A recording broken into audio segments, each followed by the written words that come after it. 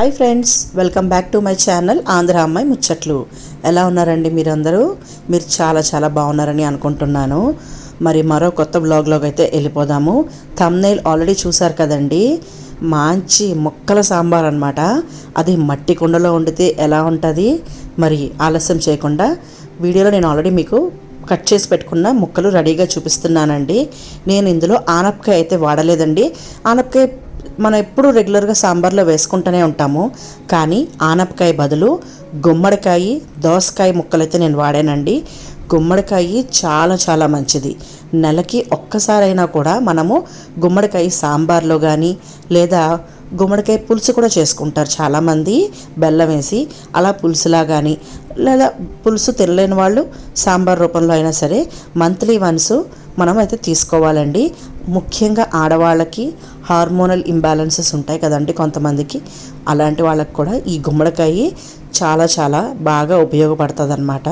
So ఎప్పుడైనా మీరు చేసుకున్నారో లేదో నాకు తెలియదు, అంటే చాలామంది చేసుకుంటారు, కానీ కొంతమందికి గుమ్మడికాయ అంటే పెద్దగా ఇష్టం లేక అవాయిడ్ చేస్తూ ఉంటారండి.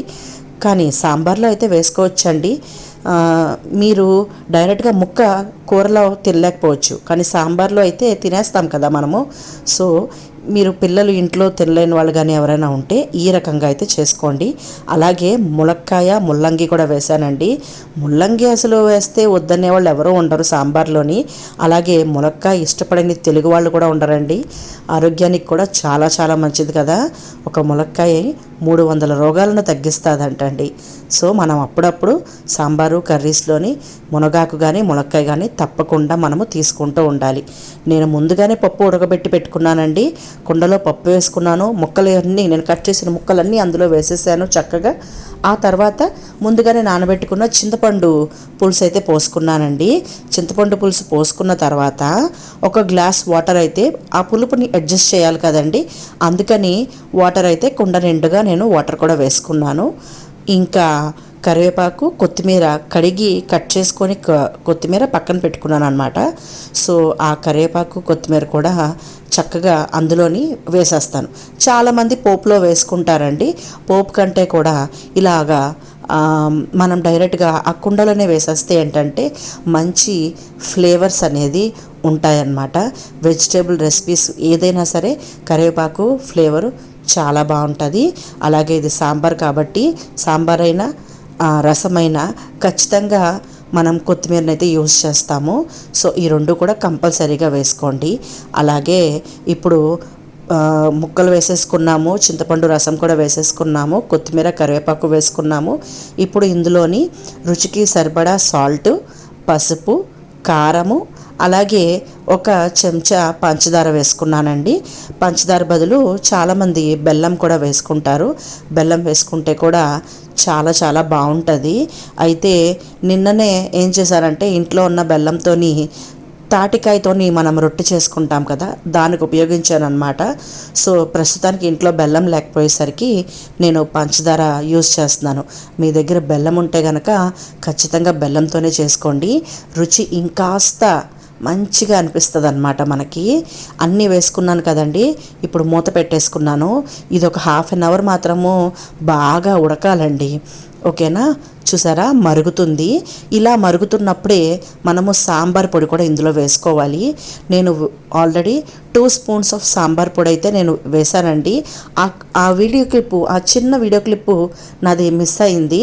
మరి వీడియో అక్కడ ఆన్ చేయలేకపోయానో లేదా ఆన్ చేసినా టచ్ పని చేయలేదో నాకు అర్థం కాలేదు. ఒక్కోసారి తడి చేత్తో ఫోన్ ముట్టుకుంటే పని చేయదు కదా, సో దానివల్ల ఏమన్నా మిస్ అయ్యి ఉంటుంది. 2 స్పూన్స్ అయితే సాంబార్ పొడి ఇలా మరుగుతున్నప్పుడు మాత్రమే వేసుకోవాలండి. ఆ మరిగేటప్పుడు వేసుకుంటే మరింత మంచిగా టేస్టీగా వస్తుంది అన్నమాట. ఓకేనా? అయితే ఆనపకాయ నేను ఎందుకు అవాయిడ్ చేశానంటే, నేను కావాలని అయితే అవాయిడ్ చేయలేదు.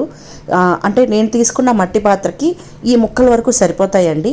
ఇంకా ఆనపకాయ వేస్తే అది ఎక్స్ట్రా అవుతుంది. సో దానికోసం మాత్రమే తీసుకోలేదు. ఓకేనా? పక్క పొయ్యి మీద అయితే నేను వంకాయ ఉల్లికారం అయితే చేసుకుంటున్నానండి. సాంబార్కి మరి గుత్తి వంకాయ ఉండాలి కదా, మంచి కాంబినేషన్ అనమాట. సో దానికోసమని వంకాయ ఉల్లికారం రెసిపీ అయితే నాది ఆల్రెడీ ప్రీవియస్ వీడియోస్లో ఉంటుంది అనమాట. సో అందుకే నేను ప్రత్యేకించి నేను ఇప్పుడు ఆ రెసిపీని అయితే చూపించట్లేదు. థంబ్నెయిల్లో నేను పెట్టిన రెసిపీని మాత్రమే నేను ఇప్పుడు చూపిస్తున్నాను అనమాట. మంచిగా ఒక అరగంట 30 గంట సాంబారు అయితే బాగా మరిగిందండి. ఇప్పటికే మాకు ఇల్లంతా కూడా మంచి ఫ్లేవర్ అయితే వస్తుంది. సాంబారు ఇష్టపడిన వాళ్ళంటూ ఎవరో ఉండరు కదండి. ఖచ్చితంగా ఎన్ని కూరలు ఉన్నా కూడా మనకి ఖచ్చితంగా సాంబార్ అయితే ఉండాల్సిందే. మరి ఆ సాంబారే ఈరోజు మెయిన్ డిష్ అన్నమాట మాకు. సో అందుకని సాంబార్ అయితే చక్కగా అంతా మరిగిపోయిందండి. పక్కకు తీసుకున్నాను. ముక్కలు అవి కూడా బాగా ఉడికిపోయినాయి. మనకి ములక్కాయను అండ్ ముల్లంగి ఉడికితే సరిపోతుందండి. ఇంకా దోసకాయ ఫాస్ట్గానే ఉడికిపోతుంది. టమాటాలు, ఉల్లిపాయలు, పచ్చిమిరపకాయలు ఇవన్నీ నార్మల్గా ఉడికిపోతాయి. గుమ్మడికాయ కూడా ఫాస్ట్గానే ఉడికిపోతుందండి. సో అందుకని ఇంకా ములక్కాయ కూడా ఉడికిపోయిన తర్వాత నేను సాంబార్ దించేసుకున్నానండి. ఇప్పుడు పోపు వేసుకోవడం కోసము నేను ఈ చిన్న పోపు వేసుకునే పాన్ అయితే తీసుకున్నాను అనమాట. ఇందులో నేను పోపు వేసుకుంటున్నాను. పోపు అయితే నార్మల్గా మీరు రెగ్యులర్గా వేసుకునేదేనండి. ఆవాలు, జీలకర్ర, మినప్పప్పు, కందిపప్పు, ఎండుమిర్చి, అలానే ఇందులో మెయిన్ ఇంగ్రీడియంట్స్ వచ్చి 2 అండి పోపులోని. వెల్లుల్లిపాయ ఒకటి, ఇంకొకటి ఏంటంటే ఇంగువ అనమాట. సో వెల్లుల్లిపాయలు కాస్త బ్రౌన్ కలర్లోకి మారిన తర్వాత, అంటే కాస్త ఫ్రై అయితేనండి మరింత ఫ్లేవర్ అనేది వస్తుంది అనమాట. అందుకని కొంచెం బ్రౌన్ కలర్లోకి మారిన తర్వాత మీరైతే ఇంగువనైతే వేసుకోండి. నేను ఇంగువకి చాలా చిన్న హోల్ పెట్టాను, అది పడట్లేదు. అందుకని నేను ఎక్కువసేపు దాన్ని అలా ట్యాప్ చేస్తున్నాను అనమాట పడడానికి.